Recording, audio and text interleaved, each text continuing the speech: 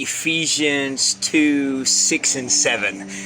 And it says, "And God raised us up with him and seated us with him in the heavenly places in Christ Jesus, so that in the coming ages he might show the immeasurable riches of his grace in kindness toward us in Christ Jesus."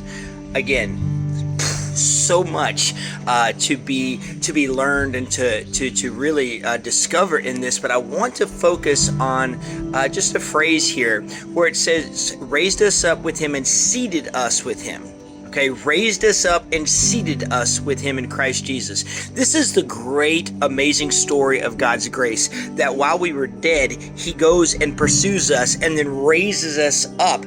Why? To seat us with Christ. You know, it already says that the Father raised Christ up and seated him, and now as we come in Christ, we have been raised up and seated. But here is something to be understood by the word seated.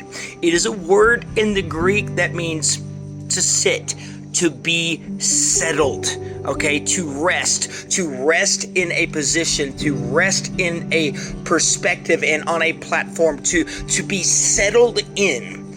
And that totally goes against what we think as Christians sometimes, that we've got to be out there doing, and I've got to do and do and do. What we need to do is to be. Yes, there is a fight. Yes, there is victory. Yes, we have to, as Peter said, be alert and vigilant.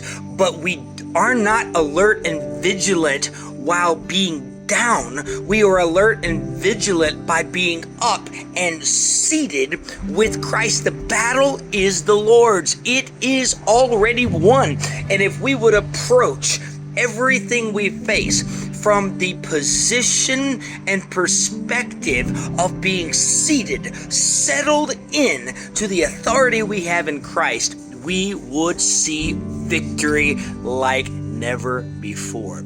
Christ has already fought and won. You are more than a conqueror and victorious in him.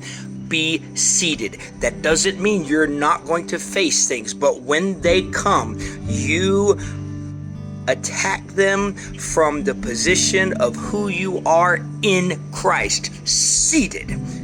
And the authority of Christ will be the victory you will walk in.